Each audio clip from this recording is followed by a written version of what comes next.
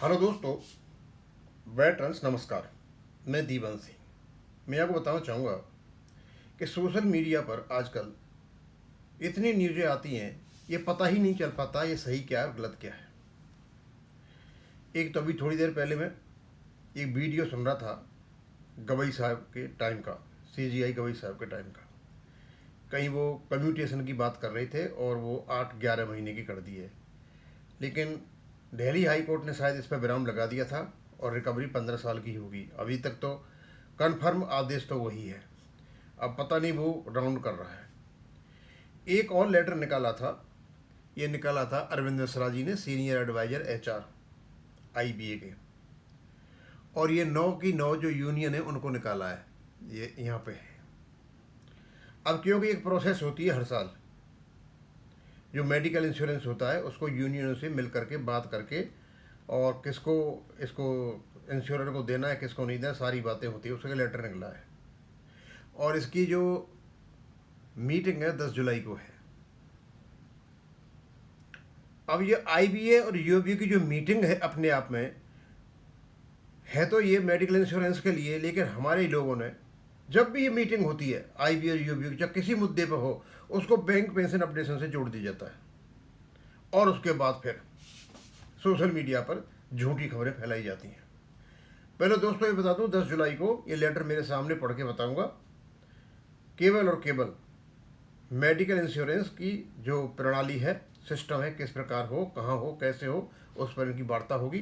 Pension updation से इसका कोई भी लेना देना नहीं है। अब क्योंकि हमारा केस 22 तारीख को है, ये सोच रहे हैं कि शायद यहाँ पर आउट ऑफ कोर्ट सेटलमेंट हो जाए। मुझे समझ में नहीं आती,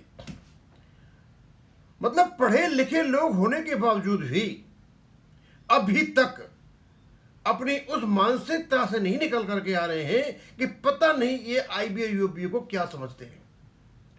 बार बार बताने के बाद भाई, निगोशिएशन से आपके रेगुलेशन का कोई भी मतलब नहीं है, और रेगुलेशन बना भी है तो वो निगोशिएट सेटलमेंट ही है, लेकिन जब नोटिफाइड हो गया तब वो रेगुलेशन बन गया।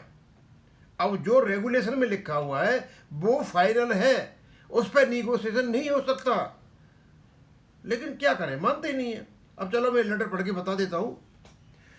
ऊपर तो सारी यूनियन का नाम है, 4 जुलाई को निकला है, और invitation for suggestions for the upcoming RPF request for proposal group medical insurance scheme for serving and retired employees. सीधा सीधा सब्जेक्ट में लिखा हुआ है।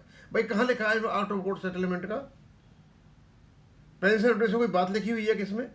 मेरे ख्याल तो कोई नहीं लिखी हुई है।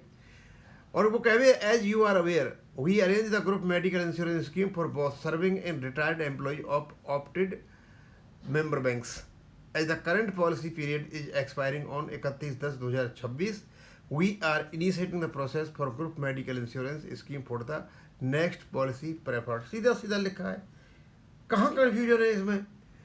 In this regard, we invite your valuable suggestions, feedback and the structural recommendations to be considered for inclusion in the upcoming request for proposal. We kindly request you to submit your suggestion to the IBA HR department latest by July 10 2025 तक इसको देना। Meeting भी नहीं है। और we look forward for your timely input to arrange for the comprehensive health care policy for existing period. और इसके period के लिए वो तो सारा का सारा 9 यूनियनों को लिखा है इन्होंने, और 9 यूनियन को जो ये लिखा है इन्होंने, बस यहीं ख़त्म हो जाता है। अब इसका कोई और एक्सटेंडेड वर्जन या एक्सटेंडेड एक्सप्रेशन इंटरप्रिटेशन आप करना चाहो तो कर सकते हो, यू आर फ्री टू। लेकिन IBA तो ऐसा नहीं लिखा है, केवल और केवल ग्रुप मेडिकल इंश्योरेंस से संबंधित चीज़ों को सजेशंस के लिए उन्होंने 9 यूनियन को UOB को लेटर लिखा है। That's all. आज कहीं खत्म करूँगा। थैंक यू, धन्यवाद।